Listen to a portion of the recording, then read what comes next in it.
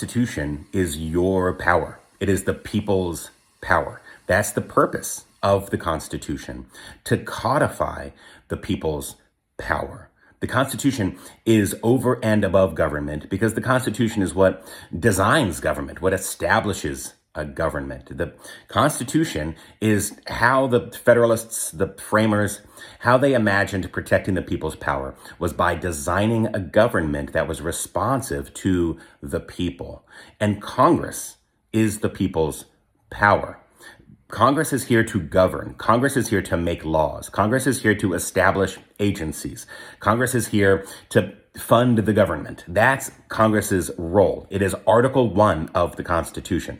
The Constitution is the people's power codified, and Congress represents the people's interests. That's the idea, that you elect officials who best represent your interests, and they go to Washington, D.C. to govern on your behalf. The Constitution is the power of the people, and the executive, the president, is accountable to the Constitution. The president is not above the Constitution. The president is accountable to the Constitution. The president is supposed to carry out the laws of Congress. Congress budgets and appropriates dollars. The president does not decide how money is spent. Congress decides how money is spent.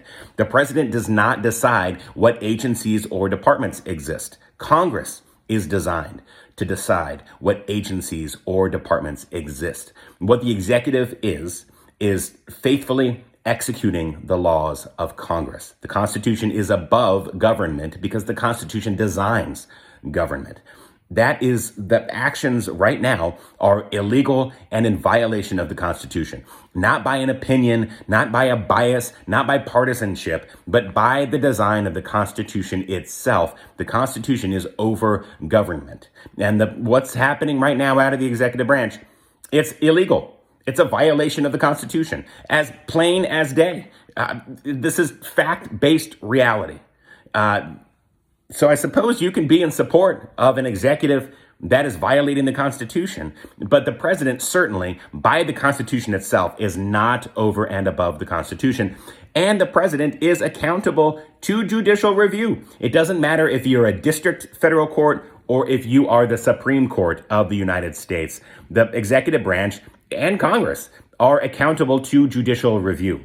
That's established in 1803. Okay, these Federalist debates were happening 1787 to 1788. The Constitution is ratified and adopted in 1788. And as early as 1803, in a case called Marbury v. Madison, this establishes judicial review. If a law is found to be unconstitutional, then the Constitution reigns over the law. You follow the Constitution, you don't follow the law. Because the Constitution is the power of the people. That government is accountable to the people. That's the whole point. That's what the Federalists wanted to have, a unified, strong central government that prohibited tyranny, that prohibited monarchy. This is not about consolidation of power in the executive. That was the thing that they were guarding against. And they put in so many layers of checks and balances to do that. There are two houses of Congress. There are state constitutions and federal constitutions. There are three co-equal branches of government. And the Constitution is designed